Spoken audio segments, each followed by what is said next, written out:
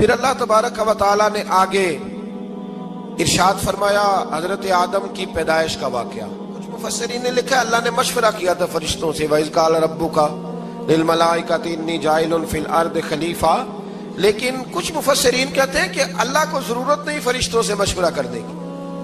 اللہ نے فرشتوں سے مشورہ نہیں کیا، بلکہ رب نے انہیں آگاہ فرمایا تھا کہ میں لگا ہوں زمین پہ اپنا نائب بنانے، میں خلافت دینے لگا ہوں زمین پہ.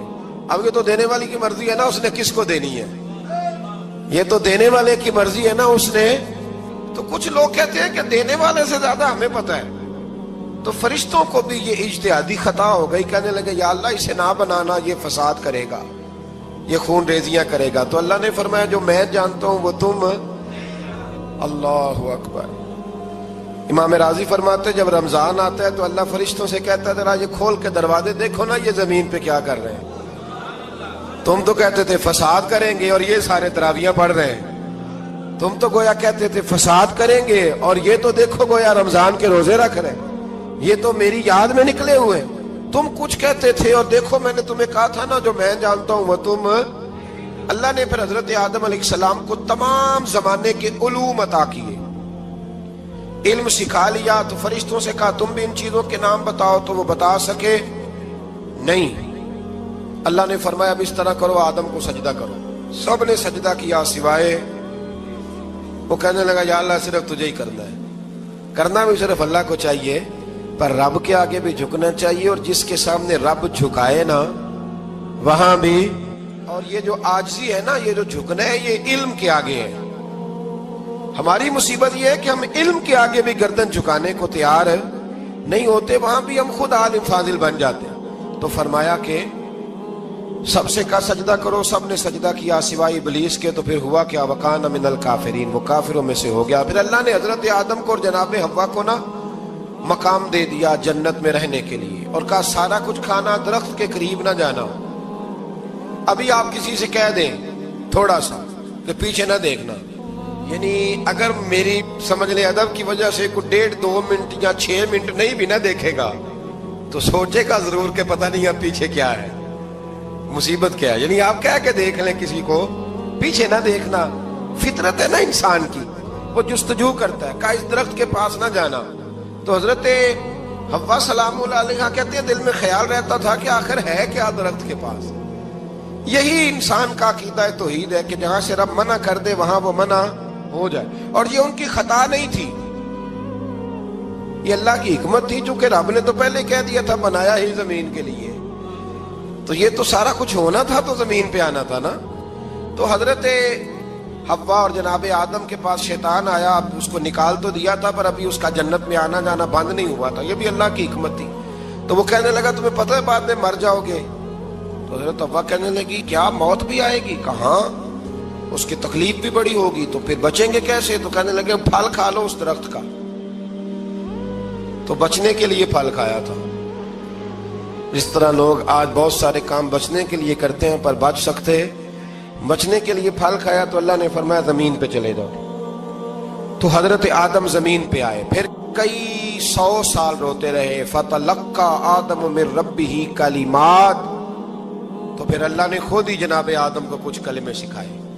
علامہ اسماعیل حقی فرماتے ہیں وہ کلمے یہ تھے کہ حضرت آدم نے میرے نبی کا وسیلہ پیش کیا. اللہ کریم نے جناب آدم کی دعا کو مقبول فرما لیا.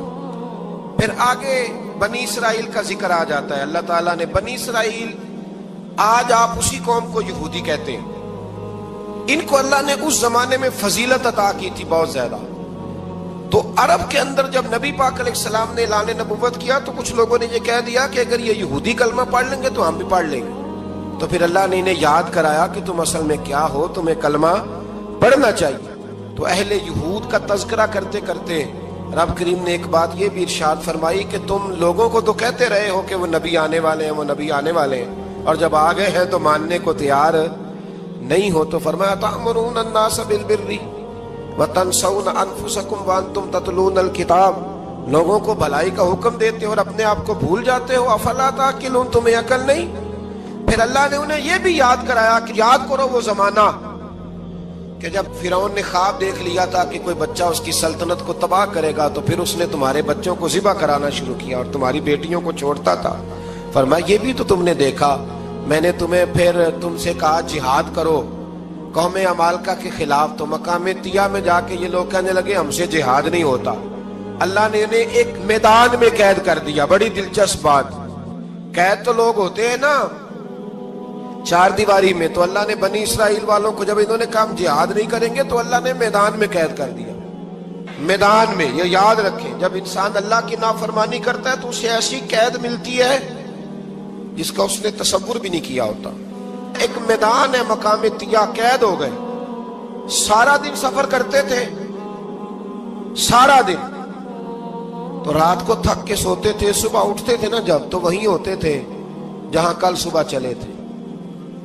تو رب جب کسی کو قیدی بناتا ہے تو اسے زنجیروں کی سلاخوں کی ضرورت ہے.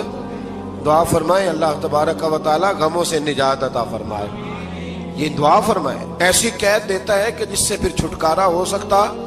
تو بنی اسرائیل کا بہت زیادہ تذکرہ اس بارے میں اللہ تبارک و تعالی نے پھر بیان کیا اور پھر کہا کہ انہیں جو حکم دیا جاتا تھا یہ اس کی سرتابی کرتے تھے. پھر اللہ نے ان پر ذلت نازل کر دی اور یہ ہمیشہ اس کا شکار رہے.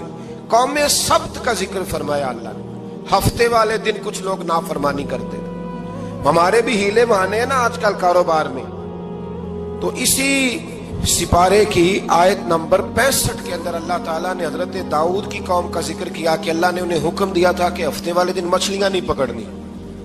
تو وہ کہتے تھے چلو ہاتھ لگا کے نہیں پکڑنی, ہاتھ لگا کے. وہ ہمارے لوگ ہیلے بہانے تلاش کر لیتے ہیں نا. وہ بڑے جناب انشورنس والا آ گیا, اب وہ بینک والا آ گیا, وہ فلانے صاحب آ گئے, وہ تروڑ مروڑ کے کہانیاں باتیں, اور پھر ہمیں بھی رستے مل جاتے ہیں بچنے کے. مفتی صاحب نے کہہ دیا تھا ایک مولانا سے میں نے ان کو کہا ہفتے والے دن مچھلیاں نہیں پکڑنے کا. نہیں پکڑتے, چھوٹے چھوٹے حوض بنا لیے. تو مچھلیاں زیادہ آتی تھی اس دن. یہ بھی اللہ کی قدرت تھی. نماز کے وقت گاہک زیادہ آتے ہیں, یہ اس کی قدرت ہوتی ہے. تو وہ مچھلیاں حوض میں جمع ہو جاتی ہیں. یوں سمجھ لیں کہ جال انہوں نے لگا لیے ہوئے تھے, تو جال میں وہ پھنستی رہتی تھی, حوضوں میں آتی رہتی تھی. ہفتے کو نہیں پکڑتے تھے, اتوار کو پکڑ لیتے تھے. تو پھر اللہ نے انہیں سزا دی. فرمایا تماشے کرتے ہو اللہ کے حکم کے ساتھ. کیا سزا دی؟ فَقُلْنَا لَهُمْ كُونُوا قِرَادَةً خَاسِئِينَ. فرمایا بندر بن جاؤ دھتکارے ہوئے. جو رزق حرام طریقے سے کماتے تھے رب انہیں بندر بنا دیتا تھا. ابھی بھی میں نے دیکھے بڑے بڑے تاجر پاگلوں جیسی زندگی گزار رہے ہیں. نفسیاتی طور پہ سکون نہیں ہے, کروڑوں روپیہ پڑا ہے. کیوں؟ اس لیے کہ رب کے بتائے ہوئے طریقے کے مطابق تجارت نہیں کرتے. آگے ایک اور دلچسپ بات آ گئی. بنی اسرائیل کے اندر نا ایک شخص نے اپنے چچا کو قتل کر دیا جائیداد کے لیے. یہ دیکھیں کب سے لوگ جائیداد کے لیے قتل کرتے آ رہے ہیں. چچا کو قتل کر دیا, اور قتل کر کے حضرت موسیٰ علیہ السلام کے پاس آئے کہ میرے چچا کو کسی نے قتل کر دیا ہے, تو بتائیں کیا کرنا ہے. تو آپ نے فرمایا کہ گائے ذبح کرو اور اس کا ایک ٹکڑا مقتول کو مارو, مرنے والے کو. وہ خود اٹھ کے بتا دے گا مجھے کس نے قتل کیا ہے. اب ارادہ نہیں تھا گائے ذبح کرنے کا, تو بہانے کرنے لگے. ارادہ نہیں نہ ہوتا تو پھر کیا ہوتے ہیں, کہنے لگے گائے کس طرح کی ہو, بوڑھی ہو کہ بچی ہو, رنگ کیسا ہو, جوان ہو کہ چھوٹی ہو, حال میں ایک دفعہ چلنا سیکھ گئی ہو یا ابھی نہ سیکھی ہو. تو بتاتے گئے تو رب بھی شرطیں بیان کرتا گیا. گہرے زرد رنگ کی ہو, حال کے اندر اسے نہ چلایا گیا ہو, پانی نہ نکالا گیا ہو, نہ بچی ہو نہ جوان ہو, اس کے درمیان ہو. یہ ساری شرطیں کہاں پائی جاتی تھی؟ حضرت موسیٰ علیہ السلام کی قوم کا ایک شخص تھا جو اللہ کا ولی تھا. وہ جب انتقال کرنے لگا نا, اللہ اکبر, دیکھو رب ولیوں کی اولادوں پر بھی کتنا فضل فرماتا ہے. وہ جب انتقال کرنے لگا تو ایک اس کے پاس چھوٹی سی بچیا تھی, گائے کی بچی. اس نے جنگل میں چھوڑ دی. کہنے لگا یا اللہ میں تیرے نام پہ چھوڑتا ہوں, میرا بچہ جوان ہو جائے تو اسے دے دینا, اور تو سرمایہ ہی کوئی نہیں. بچہ بڑا ہوا تو بچہ بھی بڑا نیک تھا, اپنی ماں کا بڑا فرما بردار تھا. اس کی ماں نے کہا بیٹا تیرے باپ نے ایک گائے چھوڑی تھی. تو بچہ جنگل میں گیا اور جا کے کہنے لگا اے اللہ میری گائے مجھ سے ملا دے. تو رب کریم نے وہ گائے واپس کر دی. وہ گائے گھر لے آیا. اب وہ کہنے لگا اما بیچ دوں, تو اما کہنے لگی بیٹا میرے پوچھے بغیر نہ بیچنا. کئی دفعہ گاہک لگے پر اس نے کہا جب تک میری اما نہ کہے گی میں بیچوں گا. ادھر بنی اسرائیل والے شرطیں جتنی گائے کے بارے میں پوچھ چکے تھے وہ ساری اسی گائے میں پائی جاتی تھی. تو یہ ڈھونڈتے ڈھونڈتے وہاں پہنچ گئے تو کہنے لگے گائے چاہیے. تو اس نے کہا بھی تمہاری مرضی سے نہیں, قیمت میری مرضی کی. ایک مفسر نے تو یہاں تک لکھا ہے کہ اس نے کہا گائے ذبح کر کے نا تو جتنا گائے کے اندر گوشت ہوگا نا اتنا ہی کھال کے اندر تم مجھے مال بھر کے دو گے, اتنے سکے بھر کے دو گے, اتنی اشرفیاں بھر کے دو گے تو پھر تمہیں گائے دوں گا. تو پھر یہ گائے انہیں ملی اور یہ گائے لے کر کے آئے. زیادہ سوالات نہ کرتے تو زیادہ الجھتے نہ. ہم بھی دین کے معاملے میں بڑے سوال جواب کرتے ہیں, اتنا سوال کریں جتنی اس کی ضرورت ہے. ان لوگوں نے سوالات زیادہ کیے تو پھر الجھ زیادہ گئے.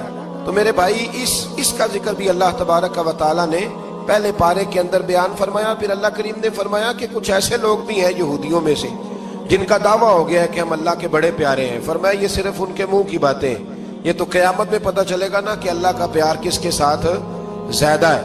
اور پھر یہ بھی یہودیوں نے دعویٰ کیا ہے, اسی پارے میں اللہ فرماتے ہیں کہ ان کا دعویٰ ہے کہ ہم اللہ کے بڑے پیارے ہیں, جنت میں ہم ہی جائیں گے. تو اللہ فرماتے ہیں پھر مرنے کی دعا تو کرو, جنت میں تو مر کے جانا ہے نا. لیکن رب فرماتے ہیں یہ کبھی مرنے کی دعا نہیں کریں گے, اس لیے کہ انہیں پتہ ہے کہ ہم نے آخرت کے لیے کیا بھیجا. لے جی پہلا حکم آ گیا یا ایھا الذین آمنوا کہہ کے پہلی آیت قرآن پاک کی پہلے سپارے میں پہلی آیت جس میں اللہ نے کہا یا ایھا الذین آمنوا. تو پہلا حکم آمنوا کہہ کے آیت نمبر 104 میں جو اللہ نے حکم دیا ہے نا وہ نبی پاک کی تعظیم کا حکم. پہلا حکم ہی اللہ نے حضور کی عزت اور ناموس کا ارشاد فرمایا. پہلا اس ترتیب کے لحاظ سے وہ ہوا یہ کہ جب نبی پاک کو بات ارشاد کرتے تو صحابہ کرام اٹھ کے عرض کرتے رائینا یا رسول اللہ, حضور سمجھ نہیں آئی ذرا رعایت کر دے. تو یہودیوں کی عبرانی زبان کے اندر نہ ذرا کھینچ کے پڑھتے تھے رائینا, تو اس کا معنی بنتا تھا معاذ اللہ اے ہمارے چرواہے. بکریاں چرانے والے کو بھی وہ رائینا کہتے تھے. تو جب صحابہ یہ کہنے لگے تو اللہ نے منع کر دیا. فرمایا میرے محبوب کے غلاموں اس لفظ کے پیچھے چھپ کے لوگ میرے نبی کی بے ادبی کر جاتے ہیں.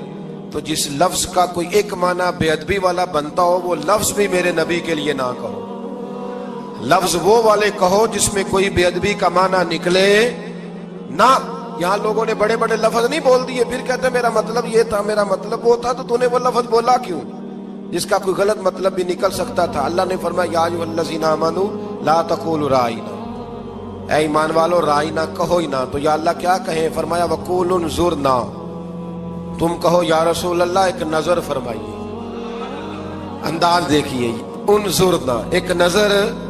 تو ہمارے بزرگ تو پہلے بڑے پیار والوں نے کہہ دیا یا رسول اللہ انظر حالنا. کہتے کہاں سے لاتے ہو جملے؟ میں نے کہا اللہ کی کتاب سے. یا رسول اللہ انظر حالنا یا حبیب اللہ اسمع قالا.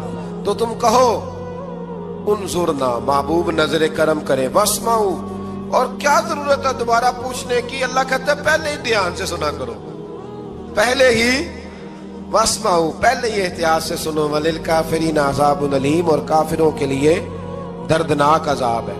لے جی اسی پارے میں اللہ تبارک و تعالیٰ نے پھر اہل یہود کا ذکر کیا. تو یہود کہنے لگے کہ ہم حضرت ابراہیم کے ماننے والے ہیں. تو اللہ کریم نے وہ بھی ذکر کیا کہ میں نے تو ابراہیم کو آزمایا ہے. وَإِذِ ابْتَلَىٰ إِبْرَاهِيمَ رَبُّهُ بِكَلِمَاتٍ فَأَتَمَّهُنَّ, ہم نے ابراہیم کو کچھ چیزوں سے آزمایا ہے, وہ ہماری آزمائش پہ پورے اترے.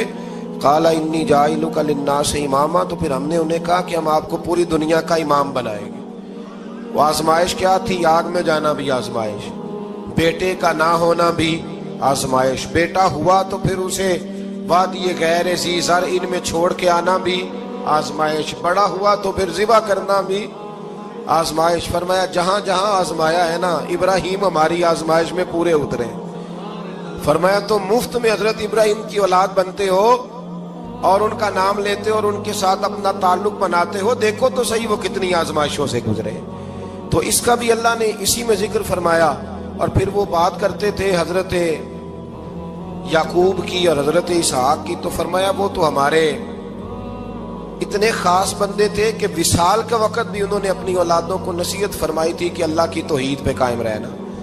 उसका जिक्र भी अल्लाह ने इसी पारे में बयान फरमाया।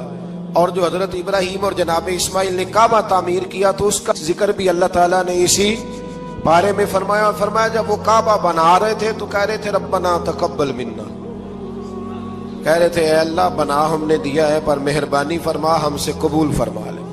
तो जो आया करीमा आखिर में अर्ज करना चाहता हूँ उस पर भी थोड़ी तवज्जो फरमाएंगे तो बात बड़ी निखर के बाहर आएगी। ये 16वें रुकू के अंदर अल्लाह ने फिर यहूद का और ईसाईयत का जिक्र फरमाया।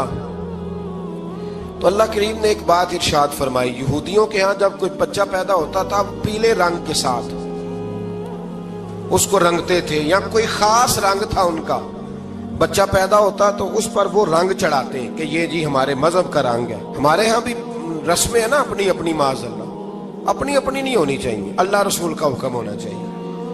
तो यहूदियों के यहाँ बच्चा पैदा होता तो एक खास रंग चढ़ाते, ईसाइयों के यहाँ पैदा होता तो वो भी एक खास रंग चढ़ाते। तो मुसलमानों के यहाँ बच्चे पैदा हुए तो उन्होंने भी तवज्जो की कि ये क्या हो रहा है। तो रब करीम ने फरमाया सिबगत अल्लाह, रंग अल्लाह का ही है।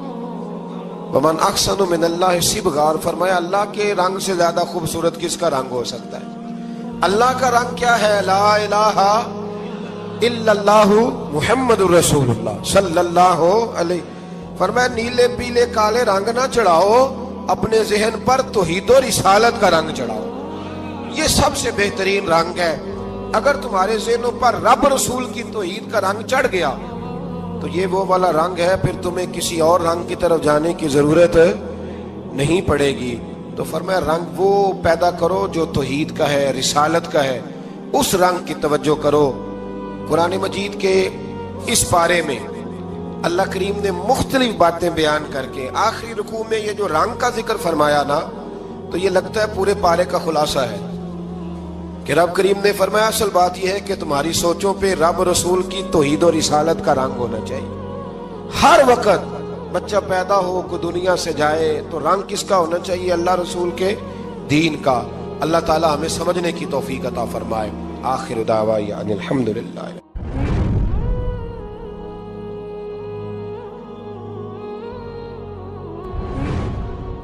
अल्लाह ताला ने इंसान को याद कराया है कि तूने इबादत अपने रब की करनी है। और फरमाया रब तुम्हारा वो है जिसने तुम्हारे लिए जमीन को फर्श बनाया है, आसमान को छत बनाया है, और आसमान से पानी बरसा के तो जमीन से फल उगाए हैं, रिज़्क़न लकुम, वो भी तेरे खाने के लिए उगाए हैं।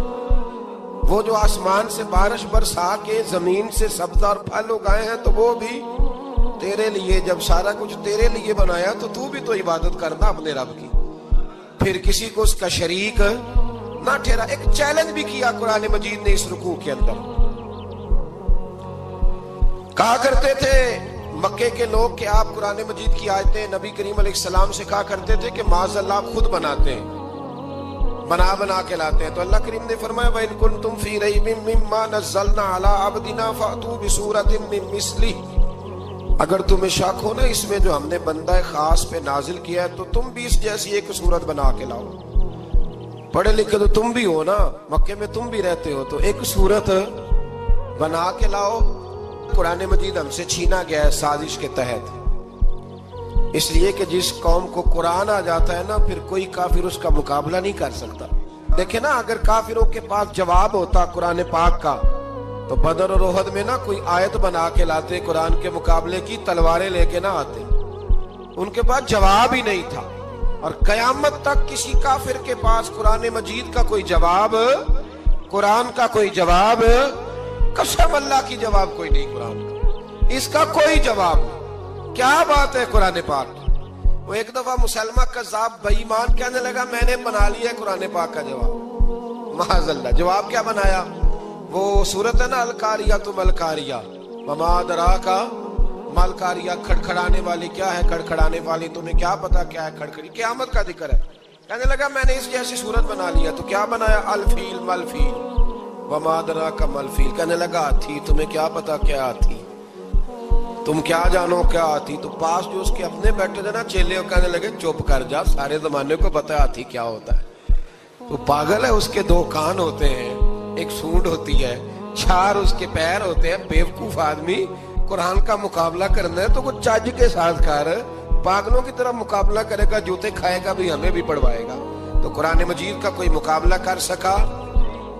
तो इस आयत मुबारका में अल्लाह ने काफिरों को ये कहा, अगर मुकाबला नहीं कर सकते तो फिर अल्लाह से डरो, वरना दोज़ख में डाले जाओगे, वो जिसका ईंधन आदमी और पत्थर है, और बनाई भी काफिरों के लिए गई है। उइद्दत लिल काफिरीन, जहन्नम किसके लिए बनाई गई है?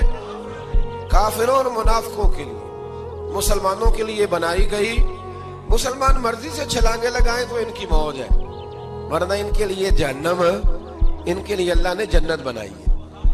और ये बात करते ही रब करीम ने फरमाया, ए महबूब अलैहिस्सलाम, मोमिनों को खुशखबरी दे दे कि अल्लाह ने उनके लिए जन्नत बनाई है, उसमें बागात हैं, उन्हें रिस्क दिया जाएगा खाने के लिए, और उसमें उन्हें पाकीज़ा बीवियां दी जाएंगी, और फिर वो उसमें हमेशा रहेंगे, उन्हें उससे निकाला नहीं जाएगा। आगे जो आयत करीमा है ना, उसके अंदर अल्लाह तबारक व तआला ने फरमाया है कि अल्लाह हया नहीं करता समझाने के लिए मच्छर की मिसाल भी देनी पड़े।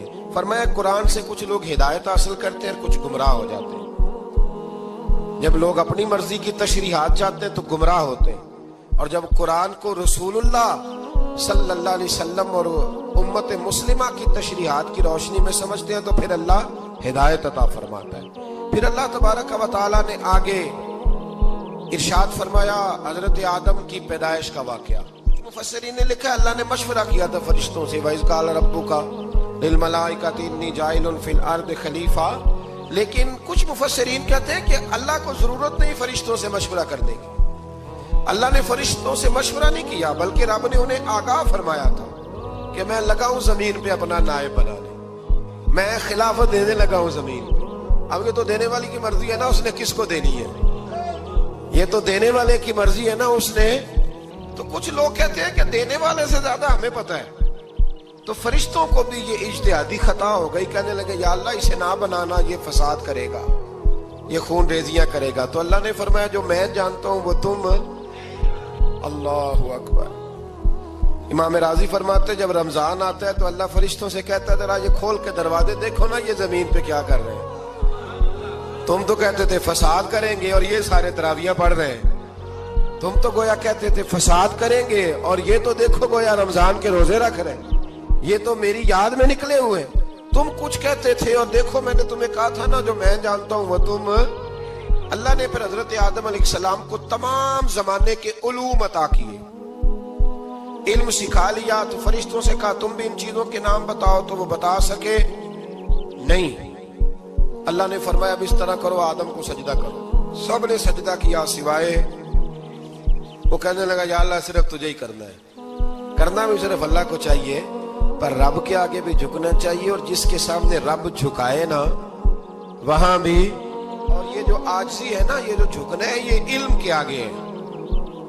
हमारी मुसीबत ये है कि हम इल्म के आगे भी गर्दन झुकाने को तैयार नहीं होते, वहां भी हम खुद आलिम फाजिल बन जाते। तो फरमाया कि सबसे का सजदा करो, सबने सजदा किया सिवाय इब्लीस के। तो फिर हुआ क्या, वकाना मिनल काफिरीन, वो काफिरों में से हो गया। फिर अल्लाह ने हजरत आदम को और जनाब हव्वा को ना मकाम दे दिया जन्नत में रहने के लिए, और कहा सारा कुछ खाना, दरख्त के करीब ना जाना। अभी आप किसी से कह दें थोड़ा सा कि पीछे ना देखना, यानी अगर मेरी समझ ले अदब की वजह से कुछ 1.5-2 मिनट या 6 मिनट नहीं भी ना देखेगा तो सोचेगा जरूर के पता नहीं अब पीछे क्या है, मुसीबत क्या है। यानी आप कह के देख लें किसी को, पीछे ना देखना। फितरत है ना इंसान की, वो जुस्तजू करता है, कहा इस दरख्त के पास ना जाना। तो हजरत हव्वा सलामुल्लाह अलैहा कहते हैं दिल में ख्याल रहता था कि आखिर है क्या दरख्त के पास। यही इंसान का अकीदा है, तौहीद है कि जहां से रब मना कर दे वहां वो मना हो जाए। और ये उनकी खता नहीं थी, ये अल्लाह की हिकमत थी, चूंकि रब ने तो पहले कह दिया था बनाया ही जमीन के लिए, तो ये तो सारा कुछ होना था तो जमीन पे आना था ना।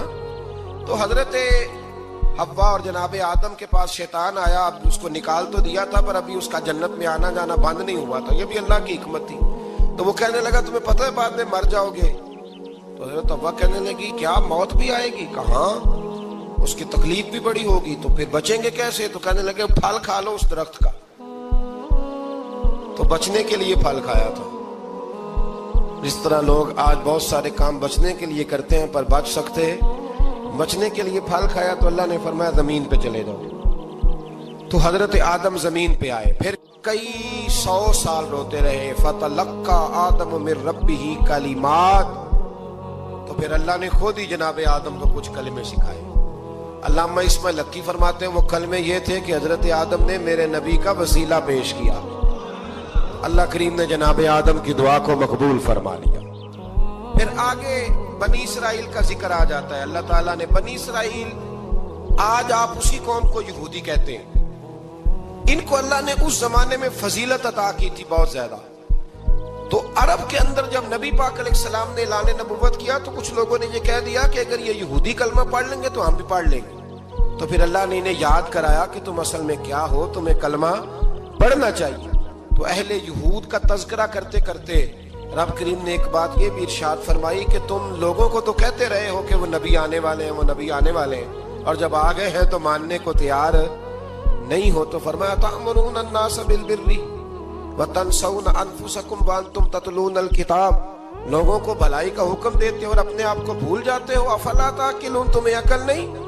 پھر اللہ نے انہیں یہ بھی یاد کرایا کہ یاد کرو وہ زمانہ کہ جب فرعون نے خواب دیکھ لیا تھا کہ کوئی بچہ اس کی سلطنت کو تباہ کرے گا، تو پھر اس نے تمہارے بچوں کو ذبح کرانا شروع کیا اور تمہاری بیٹیوں کو چھوڑتا تھا. فرمایا یہ بھی تو تم نے دیکھا، میں نے تمہیں پھر تم سے کہا جہاد کرو قوم عمالقہ کے خلاف، تو مقام طیہ میں جا کے یہ لوگ کہنے لگے ہم سے جہاد نہیں ہوتا.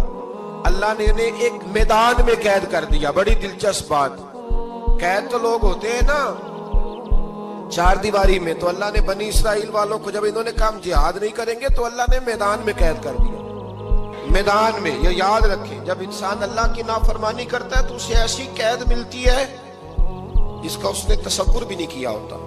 ایک میدان ہے مقام طیہ، قید ہو گئے. سارا دن سفر کرتے تھے، سارا دن، تو رات کو تھک کے سوتے تھے، صبح اٹھتے تھے نا جب، تو وہیں ہوتے تھے جہاں کل صبح چلے تھے. تو رب جب کسی کو قیدی بناتے ہیں تو اسے زنجیروں کی، سلاخوں کی ضرورت ہے. دعا فرمائے اللہ تبارک و تعالی غموں سے نجات عطا فرمائے. یہ دعا فرمائے، ایسی قید دیتا ہے کہ جس سے پھر چھٹکارا ہو سکتا. تو بنی اسرائیل کا بہت زیادہ تذکرہ اس بارے میں اللہ تبارک و تعالی نے پھر بیان کیا، اور پھر کہا کہ انہیں جو حکم دیا جاتا تھا یہ اس کی سرتابی کرتے تھے. پھر اللہ نے ان پر ذلت نازل کر دی اور یہ ہمیشہ اس کا شکار رہے. قوم سبت کا ذکر فرمایا اللہ نے. ہفتے والے دن کچھ لوگ نافرمانی کرتے، ہمارے بھی ہیلے بہانے ہیں نا آج کل کاروبار میں. تو اسی سپارے کی آیت نمبر 65 کے اندر اللہ تعالیٰ نے حضرت داؤد کی قوم کا ذکر کیا کہ اللہ نے انہیں حکم دیا تھا کہ ہفتے والے دن مچھلیاں نہیں پکڑنی. تو وہ کہتے تھے چلو ہاتھ لگا کے نہیں پکڑنی، ہاتھ لگا کے. وہ ہمارے لوگ ہیلے بہانے تلاش کر لیتے ہیں نا، وہ بڑے جناب انشورنس والا آ گیا، اب وہ بینک والا آ گیا، اب وہ فلانے صاحب آ گئے، وہ تروڑ مروڑ کے کہانیاں باتیں، اور پھر ہمیں بھی رستے مل جاتے ہیں بچنے کے. مفتی صاحب نے کہہ دیا تھا ایک مولانا سے میں نے ان کو کہا ہفتے والے دن مچھلیاں نہیں پکڑنی، کہا نہیں پکڑتے، چھوٹے چھوٹے حوض بنا لیے. تو مچھلیاں زیادہ آتی تھی اس دن، یہ بھی اللہ کی قدرت تھی. نماز کے وقت گاہک زیادہ آتے ہیں، یہ اس کی قدرت ہوتی ہے. تو وہ مچھلیاں حوض میں جمع ہو جاتی ہیں. یوں سمجھ لیں کہ جال انہوں نے لگا لیے ہوئے تھے، تو جال میں وہ پھنستی رہتی تھی، حوضوں میں آتی رہتی تھی. ہفتے کو نہیں پکڑتے تھے، اتوار کو پکڑ لیتے تھے. تو پھر اللہ نے انہیں سزا دی. فرمایا تماشے کرتے ہو اللہ کے حکم کے ساتھ. کیا سزا دی؟ فَقُلْنَا لَهُمْ كُونُوا قِرَادَةً خَاسِئِينَ. فرمایا بندر بن جاؤ دھتکارے ہوئے. جو رزق حرام طریقے سے کماتے تھے رب انہیں بندر بنا دیتا تھا. ابھی بھی میں نے دیکھے ہیں بڑے بڑے تاجر پاگلوں جیسی زندگی گزار رہے، نفسیاتی طور پہ سکون نہیں ہے، کروڑوں روپیہ پڑا ہے. کیوں؟ اس لیے کہ رب کے بتائے ہوئے طریقے کے مطابق تجارت نہیں کرتے. آگے ایک اور دلچسپ بات آ گئی. بنی اسرائیل کے اندر نا ایک شخص نے اپنے چچا کو قتل کر دیا جائیداد کے لیے. یہ دیکھیں کب سے لوگ جائیداد کے لیے قتل کرتے آ رہے ہیں. چچا کو قتل کر دیا، اور قتل کر کے حضرت موسیٰ علیہ السلام کے پاس آئے کہ میرے چچا کو کسی نے قتل کر دیا ہے تو بتائیں کیا کرنا ہے. تو آپ نے فرمایا کہ گائے ذبح کرو اور اس کا ایک ٹکڑا مقتول کو مارو, مرنے والے کو, وہ خود اٹھ کے بتا دے گا مجھے کس نے قتل کیا ہے. اب ارادہ نہیں تھا گائے ذبح کرنے کا تو بہانے کرنے لگے. ارادہ نہیں نہ ہوتا تو پھر کیا ہوتے ہیں, کہنے لگے گائے کس طرح کی ہو, بوڑھی ہو کہ بچی ہو, رنگ کیسا ہو, جوان ہو کہ چھوٹی ہو, حال میں ایک دفعہ چلنا سیکھ گئی ہو یا ابھی نہ سیکھی ہو. تو بتاتے گئے تو رب بھی شرطیں بیان کرتا گیا. گہرے زرد رنگ کی ہو, حال کے اندر اسے نہ چلایا گیا ہو, پانی نہ نکالا گیا ہو, نہ بچی ہو نہ جوان ہو, اس کے درمیان ہو. یہ ساری شرطیں کہاں پائی جاتی تھی؟ حضرت موسیٰ علیہ السلام کی قوم کا ایک شخص تھا جو اللہ کا ولی تھا. وہ جب انتقال کرنے لگا نا, اللہ اکبر, دیکھو رب ولیوں کی اولادوں پر بھی کتنا فضل فرماتا ہے. وہ جب انتقال کرنے لگا تو ایک اس کے پاس چھوٹی سی بچیا تھی, گائے کی بچی, اس نے جنگل میں چھوڑ دی. کہنے لگا یا اللہ میں تیرے نام پہ چھوڑتا ہوں, میرا بچہ جوان ہو جائے تو اسے دے دینا, اور تو سرمایہ ہی کوئی نہیں. بچہ بڑا ہوا تو بچہ بھی بڑا نیک تھا, اپنی ماں کا بڑا فرما بردار تھا. اس کی ماں نے کہا بیٹا تیرے باپ نے ایک گائے چھوڑی تھی. تو بچہ جنگل میں گیا اور جا کے کہنے لگا اے اللہ میری گائے مجھ سے ملا دے. تو رب کریم نے وہ گائے واپس کر دی.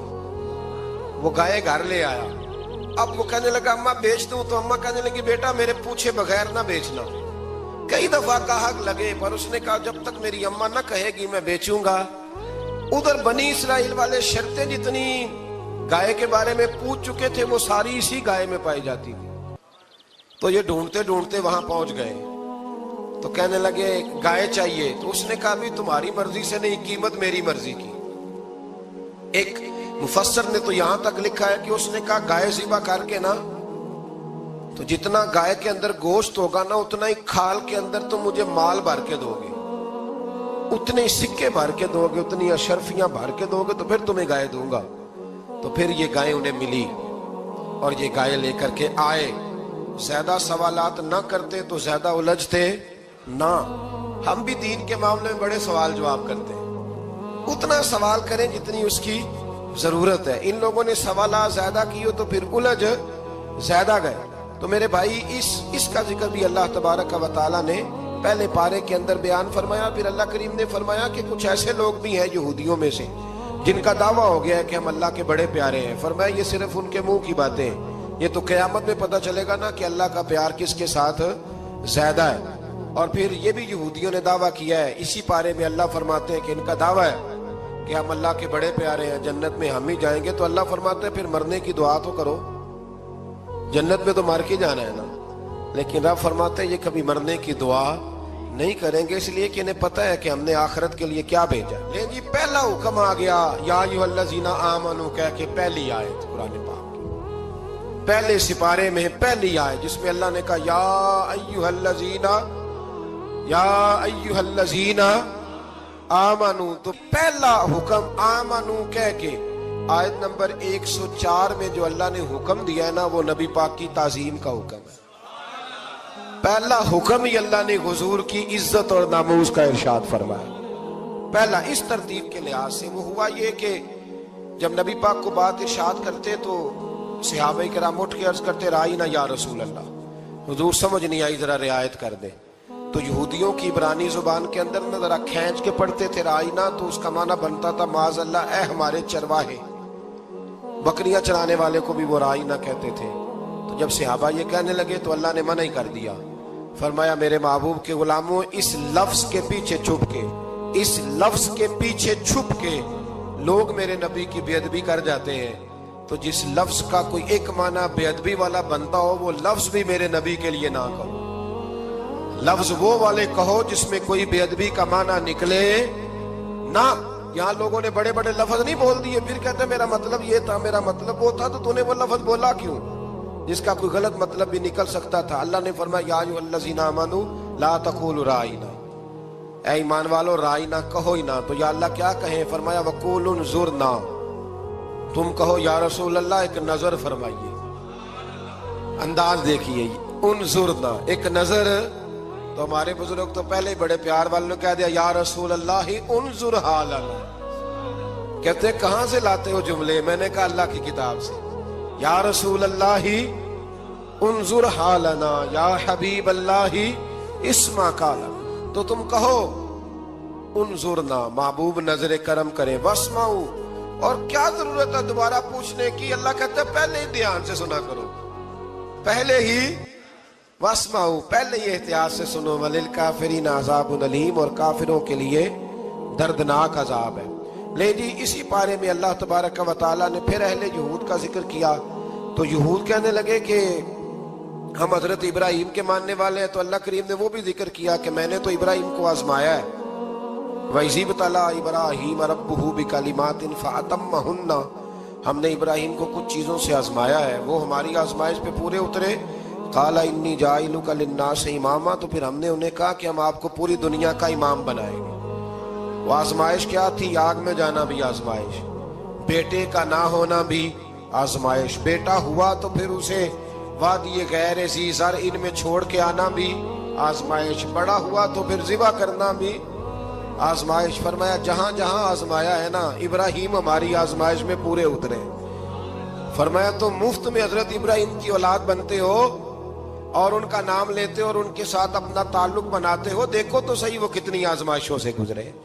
تو اس کا بھی اللہ نے اسی میں ذکر فرمایا.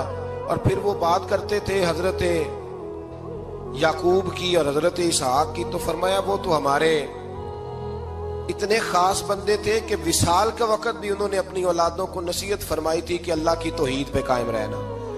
اس کا ذکر بھی اللہ نے اسی پارے میں بیان فرمایا.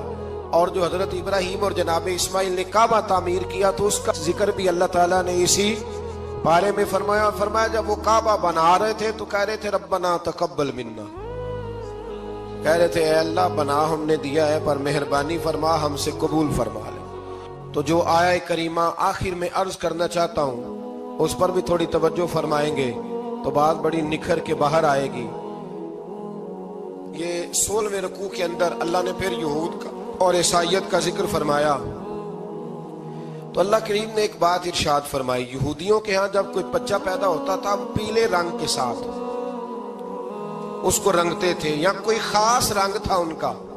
بچہ پیدا ہوتا تو اس پر وہ رنگ چڑھاتے کہ یہ جی ہمارے مذہب کا رنگ ہے. ہمارے ہاں بھی رسمیں ہیں نا اپنی اپنی، معاذ اللہ اپنی اپنی نہیں ہونی چاہیے، اللہ رسول کا حکم ہونا چاہیے. تو یہودیوں کے ہاں بچہ پیدا ہوتا تو ایک خاص رنگ چڑھاتے، عیسائیوں کے ہاں پیدا ہوتا تو وہ بھی ایک خاص رنگ چڑھاتے. تو مسلمانوں کے ہاں بچے پیدا ہوئے تو انہوں نے بھی توجہ کی کہ یہ کیا ہو رہا ہے. تو رب کریم نے فرمایا صبغۃ اللہ، رنگ اللہ کا ہی ہے. ومن احسن من اللہ صبغا، فرمایا اللہ کے رنگ سے زیادہ خوبصورت کس کا رنگ ہو سکتا ہے؟ اللہ کا رنگ کیا ہے؟ لا الہ الا اللہ محمد رسول اللہ صلی اللہ علیہ. فرمایا نیلے پیلے کالے رنگ نہ چڑھاؤ، اپنے ذہن پر توحید و رسالت کا رنگ چڑھاؤ. یہ سب سے بہترین رنگ ہے. اگر تمہارے ذہنوں پر رب رسول کی توحید کا رنگ چڑھ گیا تو یہ وہ والا رنگ ہے، پھر تمہیں کسی اور رنگ کی طرف جانے کی ضرورت نہیں پڑے گی. تو فرمایا رنگ وہ پیدا کرو جو توحید کا ہے، رسالت کا ہے، اس رنگ کی توجہ کرو. قرآن مجید کے اس پارے میں اللہ کریم نے مختلف باتیں بیان کر کے آخری رکوع میں یہ جو رنگ کا ذکر فرمایا نا، تو یہ لگتا ہے پورے پارے کا خلاصہ ہے کہ رب کریم نے فرمایا اصل بات یہ ہے کہ تمہاری سوچوں پہ رب رسول کی توحید اور رسالت کا رنگ ہونا چاہیے. ہر وقت